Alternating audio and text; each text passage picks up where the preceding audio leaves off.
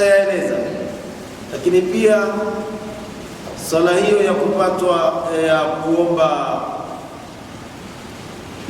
mvua ikiwa kumekuwa na ukame, nayo ina tofauti na swala tunazoswali za swala tano,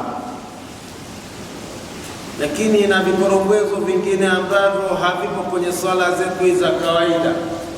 Mfano, kuna utaratibu kama umevaa nguo yako kanzu na joho, basi lile joho unalibadilisha, ndani inakuwa nje na nje inakuwa ndani, tofauti na utaratibu wa kawaida. Kwa hiyo haya ni miongoni mwa mambo ambayo kwa taufiki yake Allah subhanahu wa ta'ala tutayaangalia, tujue swala kwa undani na aina za swala ambazo tumewajibishwa. Na swala hizi zimekuwa ni ngeni kwa sababu si swala zenye kuswaliwa mara kwa mara. Mfano, swala ya Ijumaa, swala ya Idi maarufu imezoeleka, lakini swala ya kupatwa kwa jua au mwezi sijui hapa kwamba mshawahi kuswali.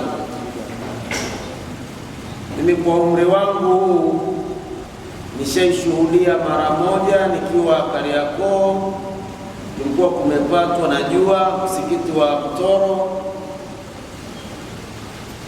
ikabidi imamu akawa ni mwenye kuja, Sheikh Abdallah akawa ni mwenye kuswalisha kisha na hutuba.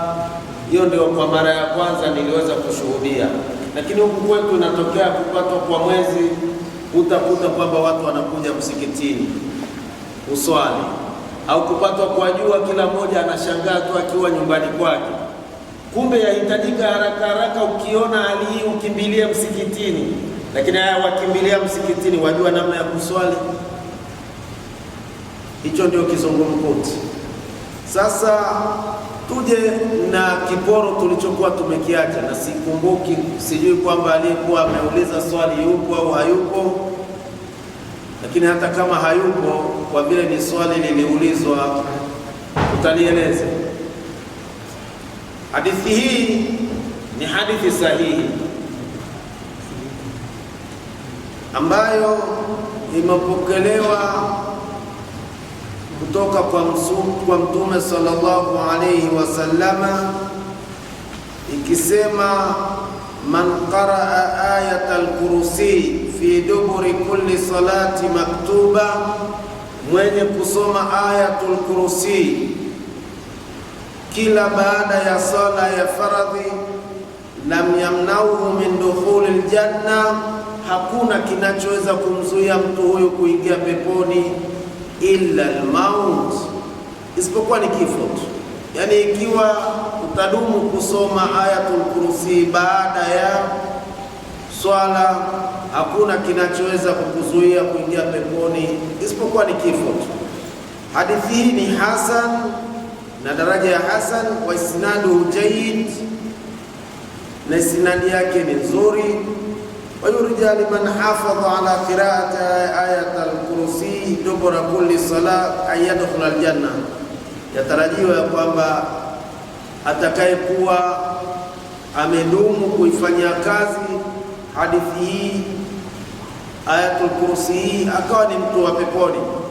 Hadithi hii qala al-Imam an-Nasa'i, Imam an-Nasa'i rahimahullah anasema katika Sunanul Kubra ya kwamba hadithi hii ni sahihi. Akhbarana al-Husayn bin Bashir akisema hadathana Muhammad bin Umayr qala hadathana Muhammad ila an qala Rasulullah sallallahu alayhi wasallam man qaraa ayatal kursi fi duburi kulli salati maktuba lam yamna'u min dukhulil janna illa an yamuta.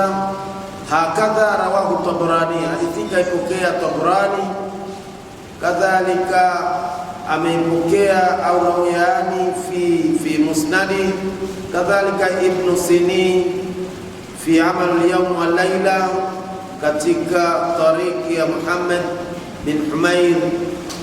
Wa hadha isnadu jayyid, na isnadi hii ni nzuri. Kwa hivyo wanawachuoni wameisahihisha hadithi hii ya kwamba ni hadithi nzuri. Hata Ibn Kathir rahimahullah anasema hadithi hii isnadi yake ipo katika sharti za Imam Bukhari, zile shuruti alizoweka Imam Bukhari juu ya usahihi wa hadithi, basi ina daraja katika sharti vigezo alivyoweka Imam Bukhari, basi ipo katika vigezo hivyo. Kwa hiyo ameelezea Ibn Kathiri fi tafsiri al-Quran al-Azim, na huu ni ushahidi tosha ya kwamba ni vema tukawa tunaisoma Ayatul Kursi. Kadhalika Ibn al-Qayyim naye pia ameendelea kusisitiza katika kitabu chake fi Zadil Maad. Kwa hivyo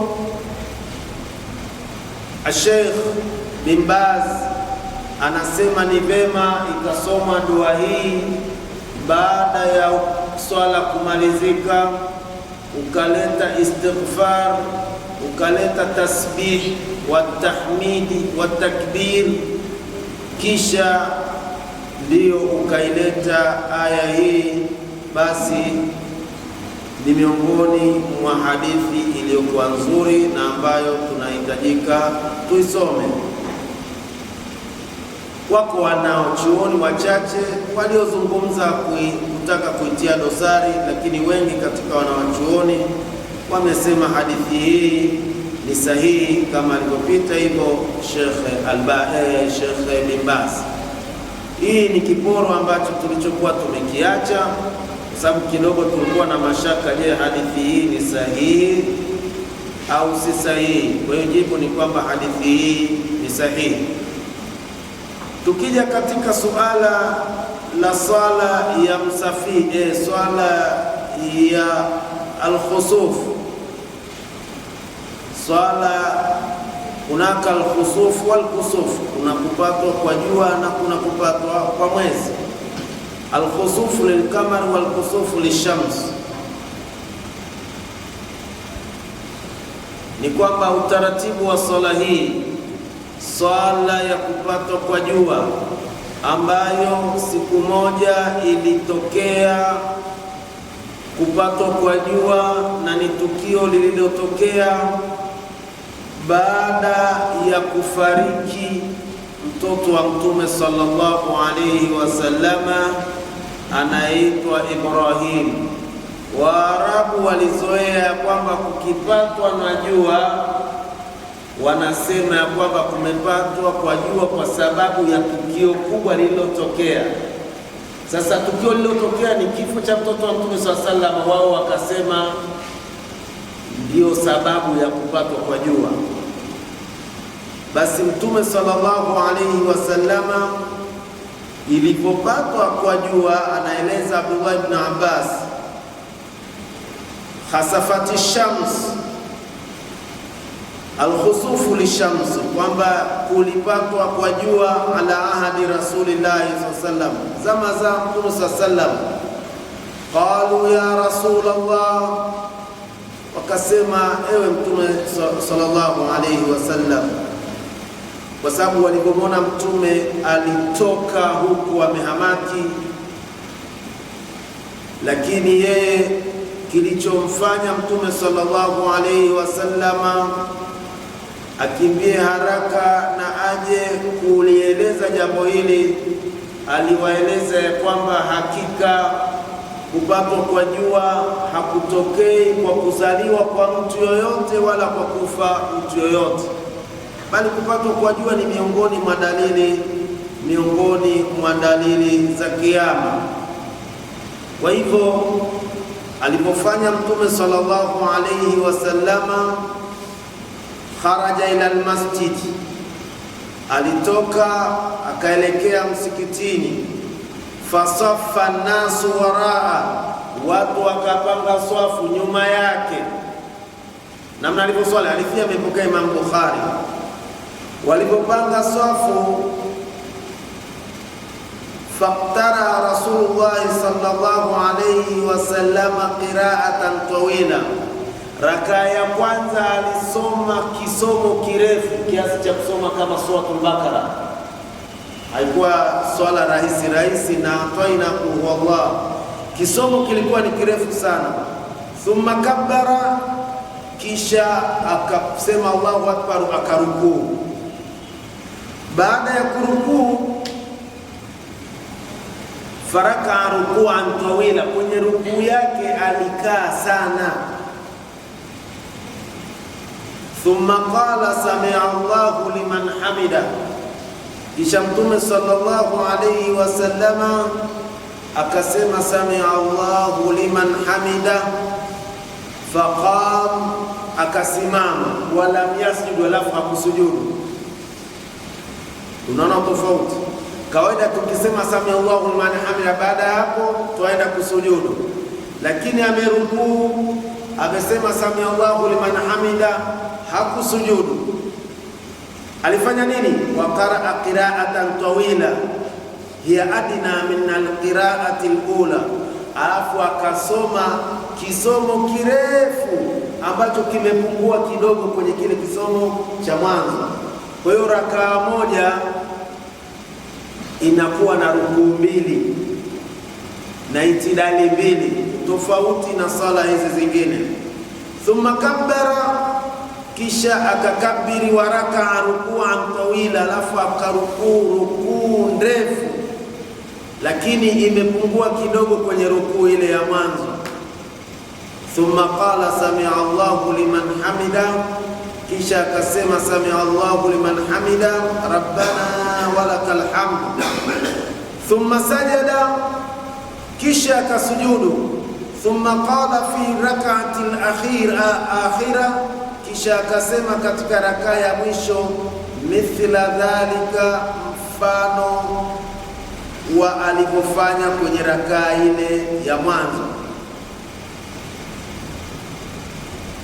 Kaendelea Mtume sallallahu wanjallati ash-shams, kisomo hicho kiliendelea mpaka anamaliza sijida zake hizo, wakakuta kwamba jua tayari lishaachana na mwezi. Wanjallati ash-shamsu qabla an yansarifa, kabla hawajaondoka pale msikitini, basi kupatwa kwa jua kumeshaisha. Thumma qama fa athna ala Allahi bima huwa ahlu, akasimama akamshukuru Allah subhanahu wa ta'ala, kisha akasema huma ayatani min ayatillah, haipatwi jua au mwezi kwa kuzaliwa mtu au kifo chake au kufa kwake. Fa idha ra'aytumuhuma, mtakapoona kupatwa kwa jua au mwezi, fafra'u ila salah, ya kwamba kimbilieni katika swala. Wa kana yuhadithu Kathiru ibn Abbas, na alikuwa akihadithia Kathiru ibn Abbas anna Abdullah ibn Abbas radhiyallahu anhuma kana yuhadithu yawma khasafati ash-shams bimithli hadithi Urwa. Kwa hiyo hadithi Ibn Abbas alikuwa na yeye anaielezea kisa cha hii swala ambayo ina utofauti wa swala zingine. Yaswaliwa rakaa mbili kama unaposwali subuhi, ila rukuu ziko mbili na visimamo viko viwili, kwa maana Allahu akbar, wasoma suratul Fatiha, kisha unasoma sura ndefu kama suratul Baqara, kisha una rukuu inakuwa ndefu kweli kweli, kisha unakuja samia Allahu liman hamida, alafu tena unaendelea na kisomo, unasoma sura. Andiko halikusema kwamba usome tena suratul Fatiha, unasoma kisomo, kwa maana unasoma sura iliyokuwa nini, ndefu, kisha una rukuu tena inakuwa ndefu, lakini imepungua kidogo kwenye ile ya kwanza, kisha unasema samia Allahu liman hamida, kisha unaenda kusujudu. Huku kwingine unaenda sawa kama swala za kawaida, utofauti huko kwenye rukuu na kwenye visimamo viwili. Hivi ndivyo ambavyo inavyotakiwa iswaliwe swala ya kupatwa kwa jua na kupatwa kwa mwezi uswaliji wake ndio wa aina hii. Kwa maana ukiona kumepatwa na jua au mwezi, yahitajika kuwahi msikitini, na alhamdulillah kama na mashekhe watakuwa wapo, basi watasimamia ibada hii, watasali sala hii, kisha watatoa hutuba. Kwa hiyo kuna hutuba baada ya ibada hii. Ni miongoni mwa swala ambayo hatujaizoea, lakini tuizoee kwamba kumbe swala ya kupatwa kwa jua au mwezi ina visimamo viwili, ina rukuu mbili kwenye rakaa moja. Kwa maana kwenye rakaa mbili kutakuwa na rukuu ngapi? 4. Na hizi samia Allahu liman hamida nazo zitakuwa 4. Huku kwingine tunaenda sawa. Kwa hii ni miongoni mwa swala ambayo yahitajika tuijue na tuweze kuifanyia kazi. Naam. Naam. Naam.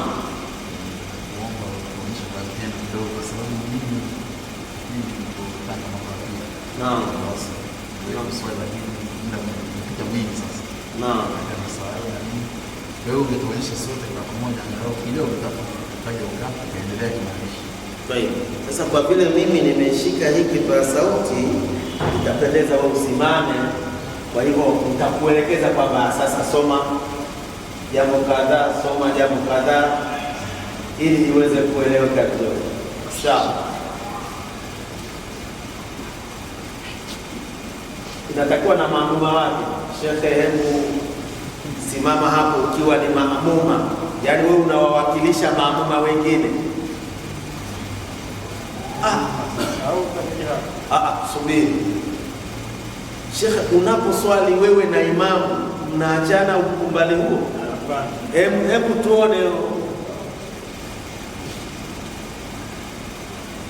Wewe Shekhe usiende, wewe kaa unapokaa, alafu yeye anatakiwa ndio rudi pale pale, ila Shekhe ndio tunataka asimame inavyohitajika. Haya, nishi damu kila mmoja. Jamani, yuko sahihi au hayuko sahihi? Shekhe, simama mbele pale. Mimi hiyo ndio sahihi. Ili muone sasa, ili muone, sijui hapo wengine nadhani labda ingekuwa hapa panatosha. Sasa mimi ninachouliza ni jambo moja. Shekhe, simama inapohitajika kusimama, watu wawili wakiswali. Usimamaji huu sahihi au si sahihi? Sahihi. Sahihi. Je, yuko anayosema si sahihi? Mmoja, wa pili, wa tatu, wanne. Kwa waliokuwa darasani tulipokuwa tunatoa somo hili watakumbuka ya kwamba imamu anaposimama na maamuma mmoja, je, wanalingana wanaachana kidogo? Somo hili silifundisha Shekhe huyu ana miji miwili, inawezekana yeye alikuwa hayuko. Somo hili tulishalitoa kwamba iliyokuwa sahihi zaidi ni kwamba imamu anatakiwa alingane na maamuma wake, na hadithi tulishaitoa. Ama hii kwamba urudi kidogo ni jitihada za wanawachuoni, lakini si hadithi. Hii ndio tulioizoea kwamba uwe nyuma kidogo ya nani? Ya maamuma, ya imamu wako. Hii ni jitihada za wanawachuoni na ndio iliyotulea, tulizoea hivyo, lakini haina ushahidi kwa kauli ya Mtume SAW. Lakini hii ya kulingana ina ushahidi kwa kauli za maswahaba walivyoswali na Mtume SAW. Tena Mtume SAW akafanya kuwazungusha na kuwaweka wakawa sawa. Kwa hiyo ni kitendo ambacho wao walifanya ndivyo sivyo, lakini Mtume akawavuta, yani alikaa upande wa kushoto, sawa. Mtume SAW akamshika akamvuta, alafu akamweka kwa chini, akamweka sawa sawa Sasa alipowekwa sawa, kama sikosee, huyu ni Abdullah ibn Abbas, akarudi nyuma kumaliza swali. Amekaa hivi akamvuta huko, akamweka wawe sawa. Kuweka sawa hajatosheka, Ibn Abbas akarudi nyuma kidogo kama shehe alipokaa kumaliza swala. Haya, kulikoni mimi nakuweka sawa, wewe warudi nyuma?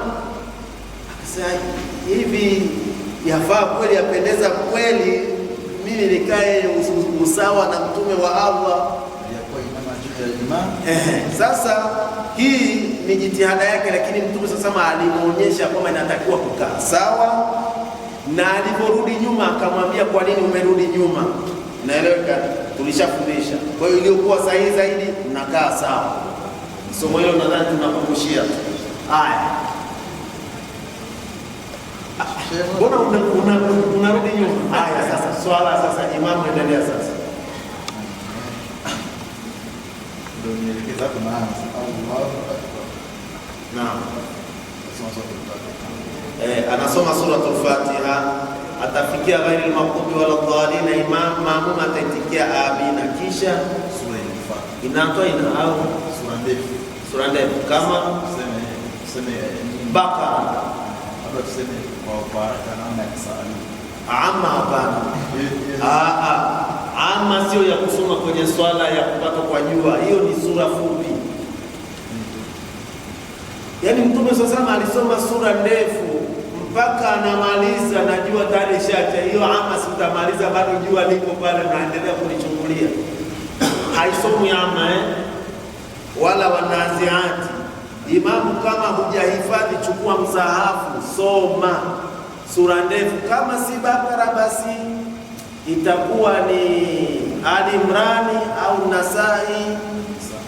Nisai au iwe ni An'am au Arafu, sura ndefu. Inaeleweka? Aya, rukuu aya. Naam, tunarukuu. Allahu Akbar. Naam, hapo wamerukuu sawa, rukuu ndefu, rukuu alafu ndefu, nayo ndefu kwelikweli, sio hizi tunazo swali kwenye tarawehe za kudonoa dono. Haya, sami Allahu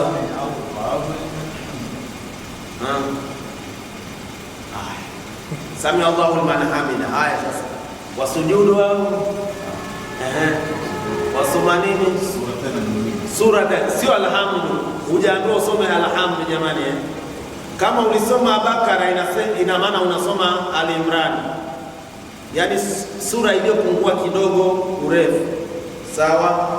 Baada ya hiyo sura unafanya nini? Baada ya kusoma sura ile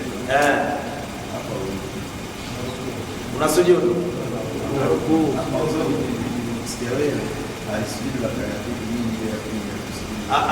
Yaani ni kwamba rukuu zinakuwa mbili kwenye rakaa moja.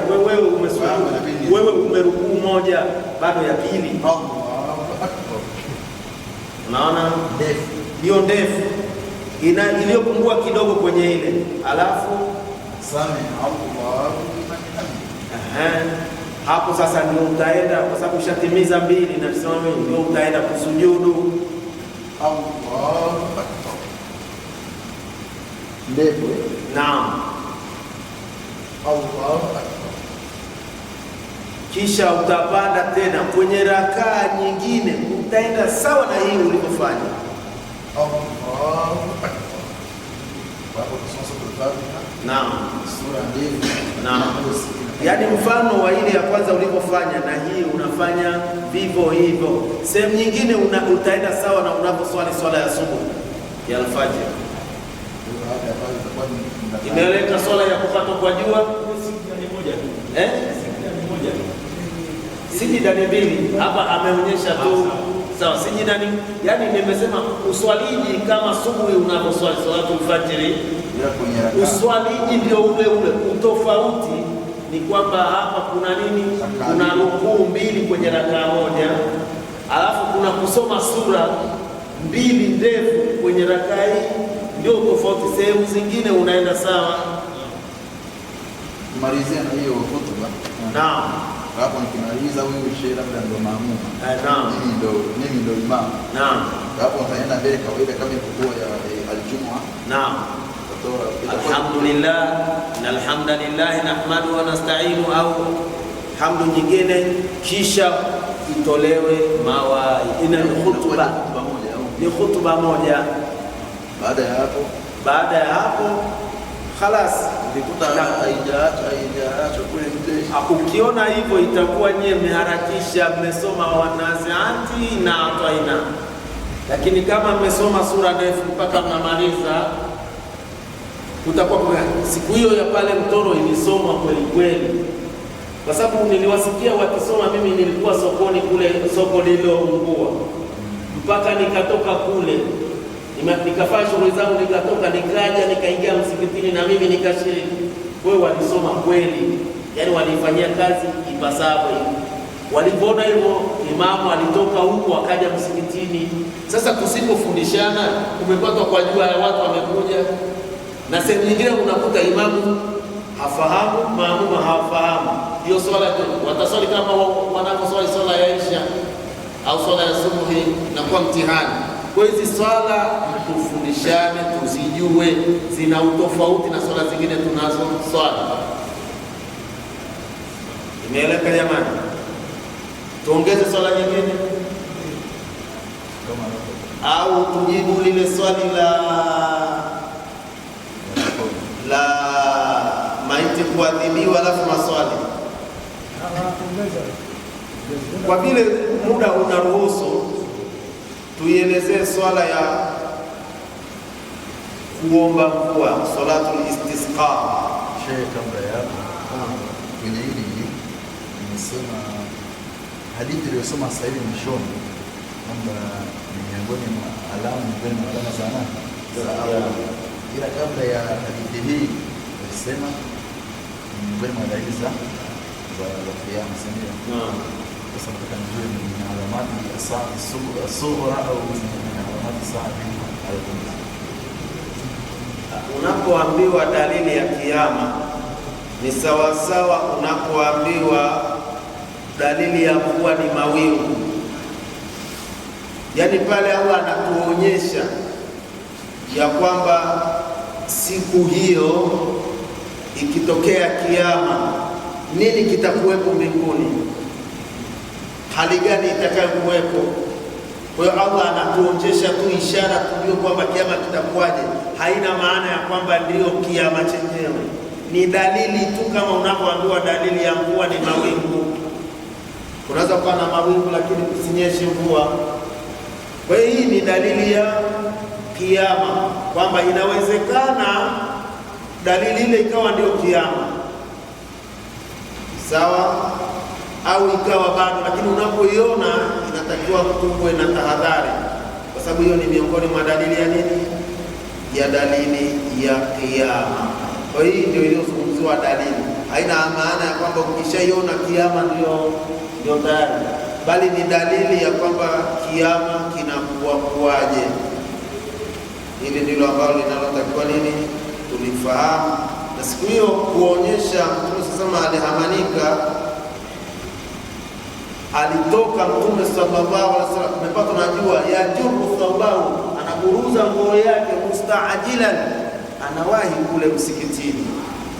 Kufika ndio akawapanga swafu na ndio akawasalisha, kisha akatoa khutba.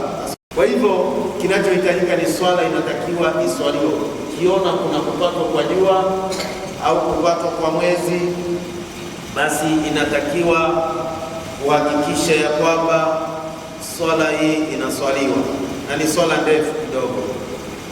Kwa wale wa miguu inawauma, basi wanaruhusiwa kukaa kwenye viti, kwa sababu sio swala kwamba tukuhurumie kwa sababu miguu inakuuma tusome inatoina.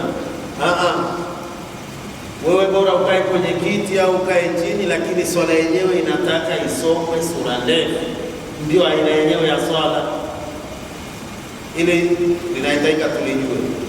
Tukija kwenye swala ya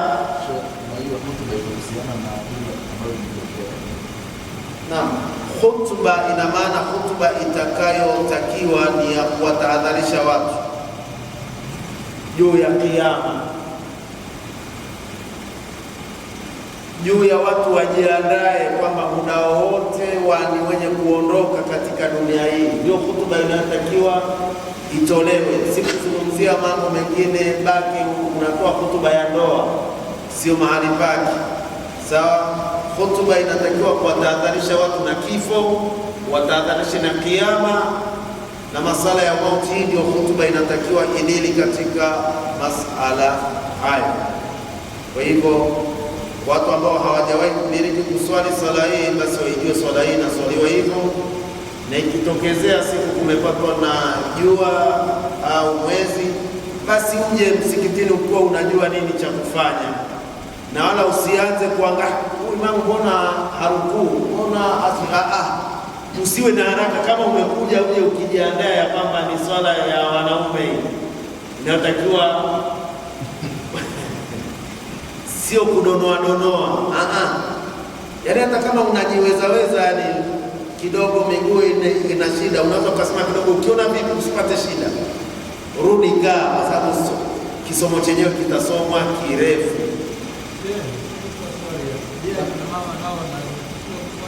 Swala hii naam, inaswaliwa kwa wakina mama na wakina baba.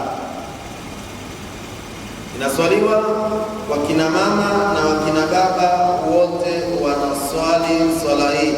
Haijachagua kwamba ni mwanamume au ni mwanamke, wote wanaruhusiwa kuweza kuswali swala hii. Kwa hiyo ni yeye tu mwenyewe. Kama ni usiku ndio itakuwa mtihani tena, kulingana na hali zao, kwamba ni bora waswalie nyumbani, lakini kama ni mchana, basi vema na wao wakashiriki katika ibada hii ambayo Mtume sallallahu alaihi wasallam alikuwa ameitekeleza. Sasa tunaingia kwenye maswali, kwa sababu kipindi cha maswali kitakuja. Kipindi cha maswali kitakuja, sawa. Sasa haya maswali tutakuja kuyauliza, wewe haifai kulingana na muda unapokimbia. Swala ya kuomba mvua tuiweke kiporo, tujibu lile swali lililoulizwa, ambapo tunalikuta sana kwenye misiba. Mashekhe wanatueleza ya kwamba maiti anaadhibiwa kwa kulia watu wake. Inaelezwa sana, na kweli ni hadithi ya Mtume sallallahu alaihi wasallam. Sasa kuna tukio lililotokea wakati wa ukhalifa wa Umar ibn al-Khattab. Alikuwa anasalisha, kama sikosei, ilikuwa ni swala ya subuhi, swala ya alfajiri alikuwa akiswalisha. Kuna bwana mmoja alikuwa anaitwa Abu Lu'lu' al-Majusi. Huyu alikuwa ni majusi, akaja akamchoma Sayyiduna Umar ibn al-Khattab, choma, akadondoka Sayyiduna Umar ibn al-Khattab, na alikuwa ni imamu. Basi watu haraka swala ile ikapelekwa mwendo kasi kidogo. Kutokea dharura, ruksa swala kuwa mwendo kasi, lakini sio hivi, hakuna dharura alafu unaswali mwendo kasi. Lakini lingine sio kwamba amedondoka mtu au ukachoma afu watu wakate swala.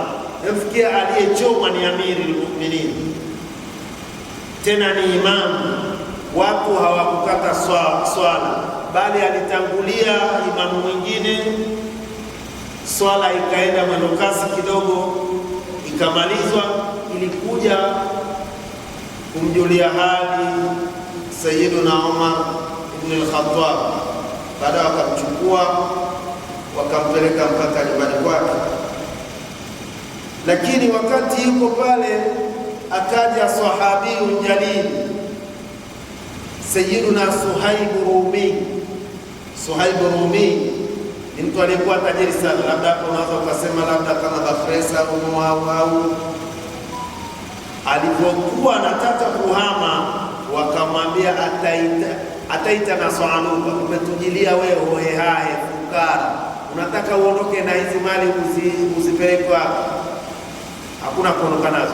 Akawauliza, nikikuachieni zote hizi mtaniachia huru niondoke? Akamwambia akaondoka, akaacha vyote, akaenda Madina kumfuata Mtume sallallahu alaihi wasallam.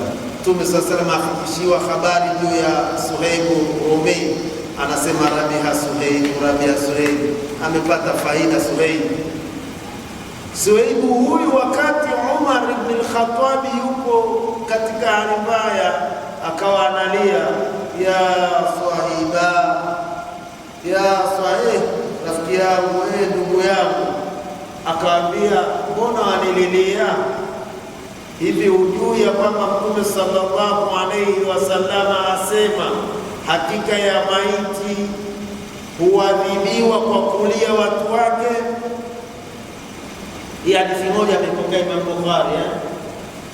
Hadithi nyingine kwamba mwanae Hafsa ambaye ni mke wa Mtume sallallahu alaihi wasallam, naye alikuja akawa amlilia baba yake. Baba anamwambia, usilie, utambue ya kwamba Mtume sallallahu alaihi wasallam anasema ya kwamba maiti anaadhibiwa kwa kuliliwa na watu wake. Kwa hiyo hadithi ndio watu wengi wameshikilia. Abdullah ibn Abbas radhiyallahu anhuma akaja kwa mama Aisha radhiyallahu anha, hapo ashakufa Umar ibn al-Khattab. Akaja kumpa taarifa ya kwamba Umar alisema hivi. Sayyidatu Aisha akasema, rahimahullahu Umar, Allah mrehemu Umar, hakika ya Mtume sallallahu alaihi wasallam hakusema hivyo. Hakusema Mtume sallallahu alaihi wasallam ya kwamba muumini anaadhibiwa kwa vilio vya watu wengine, bali alilosema Mtume sallallahu alaihi wasallam ni kwamba Allah anawazidishia makafiri adhabu kwa vilio vya ndugu zake, lakini sio waumini. Hadithi imepokea Imam Muslim wa Ahmad. Na akasema mama Aisha radhiyallahu anha, hasbukumul Qur'an wala taziru waziratun wizra ukhra, inakutosheni Qur'an ya kwamba mtu habebi madhambi akabeba madhambi ya mtu mwingine. Vipi wafanye kosa watu wengine, afata hadithi haisemi wale wameandikiwa hiyo wameadhibiwa, bali inasema kwamba anaadhibiwa huyu aliyeliliwa. Akasema inakutosheni Qur'ani ya kwamba Allah anasema adhabu hawezi akaadhibiwa mtu kwa makosa ya mtu mwingine. Hii ni jitihada ya mama Aisha alipofikishiwa habari hii, na wakati anafikishiwa habari hii mwanaye Abdullah ibn Umar alikuwepo, na yeye ni miongoni mwa watu walikuwa wakilia, naambia msilie, Mtume kasema hivi. Mama Aisha aliposema hivi, Sayyiduna Abdullah ibn Umar hakuzungumza chochote, hakupinga, hakufanya, alikaa kimya. Inaeleweka? Sasa wanawachuoni wanasemaje juu ya hili? Wanachuoni wanasema maiti anaadhibiwa kwa vilio vya ndugu zake ikiwa yeye ndiye alianzisha suna hiyo. Kama wewe ndio baba, ndio umeanzisha utaratibu, kila anaye kufa basi watu walie. Kuna watu kwamba kwenye msiba hata kama kilio hakipo ataweka mate alafu naye aanze kupiga. Hii ipo sana kwa wanawake, hii ili asije akaonekana kwamba yeye ana uchuro, mbona hajalia. Wako wanaofanya hivyo. Sasa ikiwa ni mtu alianzisha utaratibu huo, kama wale tunaoona Afrika Magharibi, wana kikundi chao cha muziki, jeneza wanaliweka, wamevaa sare, jeneza wameliweka mabegani, huku wanashangilia. Sasa ina maana hao wameanzisha suna yao. Akifa na yeye akifanyiwa hivi anazidi kuongezewa adhabu, kwa sababu yeye ndiye aliyoanzisha desturi hii. Kwa hiyo kama desturi ya milio umeianzisha wewe, adhabu utaipata, lakini kama hujaanzisha wala jambo wewe ulipendi, bali watu wenyewe wameamua kufanya, huwezi kuadhibiwa. Wala taziru waziratun wizra ukhra. Wapo waliofasiri kama sikosei ni Ibn Taymiyyah na baadhi ya wanachuoni wengine ya kwamba adhabu iliyokusudiwa sio adhabu ya kwamba mtu anaadhibiwa sawa, bali ni yale mambo ambayo maiti anaona ndugu zake wanamlilia, wanaomboleza, sasa yale maumivu anapochukia ndio maumivu yenyewe, lakini bado fihi mafihi adhabu. Hadithi imesema huadhibiwa, ingesema haika ya maiti anaumia, watu wake wakilia kweli, lakini hadithi inasema anaadhibiwa. Kuna hadithi nyingine amesahihisha Sheikh Albani ya kwamba mtu atakapokuwa ndugu zake wanalia, wanaletwa malaika wawili, kila wakilia sasa, hivi ndivyo ulivyokuwa, wanampa kipondo. Sasa kidogo hadithi hii kwamba eti waletwe malaika wakupe kibano kwa kosa ambalo hujalifanya, kidogo inaleta ukakasi. Lakini waliosema ya kwamba unaadhibiwa ikiwa ni desturi umeianzisha, hii iko vizuri, lakini kama hujaianzisha huna madhambi. Kama ni makosa ataadhibiwa yule aliyefanya makosa hayo na sio wewe uliyefariki. Hadithi nyingine inasema innal mayita yu'adhabu bimaniha, kwamba maiti anaadhibiwa kwa vile watu wanapomwomboleza, kuonyesha kwamba kilio kilichokusudiwa sio kilio cha kutoa machozi na kuhuzunika, ni kilio cha kuomboleza. Unatuacha sisi, tutaishije? Itakuwa hivi, unatuachia nani? Haya ndio ambayo yanayoleta madhambi, kuomboleza, na mwenye kufanya hivi anapata madhambi. Lakini kama hajatumwa na huyo aliyefariki, madhambi ni yake, ataadhibiwa yeye, haadhibiwi huyo ambaye yeye hajakutuma. Hili ndilo ambalo lieleweke vema katika suala hili la maiti kuadhibiwa. Vipi adhibiwe kwa kosa ambalo sio kosa lake? Kwa hivyo Mama Aisha aliyoyazungumza, yeye alikuwa hajakubaliana na yale aliyosema Umar ibn al-Khattab. Hakusema kaongopa, kasema kwamba inawezekana kasahau au kakosea. Mtume SAW hakusema, yeye amesema kafiri ndiye ataadhibiwa, atazidishiwa adhabu kwa kulia watu wake, lakini kwa muumini aadhibiwe kwa kosa la mtu mwingine. Mama Aisha hilo kakataa katukatu, lakini akaongezea na rungu zito ya kwamba inakutosheni Qur'ani bali iliposema wala taziru waziratun wizra ukhra, mtu hatoadhibiwa kwa kosa la mtu mwingine au kwa madhambi ya mtu mwingine. Haya ndiyo mambo ambayo niliona nigusie, pamoja kwamba si mada yetu. Tutakuja kuangalia tukimaliza swala, tutaangalia mada ikiwemo hiyo, mtu anapokuwa yuko kwenye sakaratul mauti mpaka anafariki, mpaka baada ya kufariki yapi ya kufanyiwa, tutakuja kuyaeleza. Lakini hapa tu kwa vile ni swali liliulizwa, nikaona nililete na kwenu tushiriki pamoja katika kulielezea, na imani sio jambo geni masikioni mwenu kwamba maiti anaadhibiwa kwa watu wake kulia. Ni jambo maarufu tokea niko mdogo na nisikia hilo mpaka hivi utu uzima, kwa sababu na mashekhe wanaeleza na wanaeleza, kwa sababu hadithi amepokea Imam Bukhari, tena anayesema ni khalifa wa pili Umar, tena anasema mwenyewe ndio anayetarajiwa kufa, huku akiwakataza watu msilie. Kwa hivyo ni hadithi ambayo watu wanaitoa, lakini Inawezekana waliozungumza hii hawajafikiwa na hadithi hii ya mama Aisha, kwa hivyo wakawa wameshikilia hadithi hii moja au hadithi hizi zilizozungumzia masala haya. Kwa hivyo sasa, muda uliobaki tuache kwa maswali, tuulize maswali kuhusiana na habari ya swala.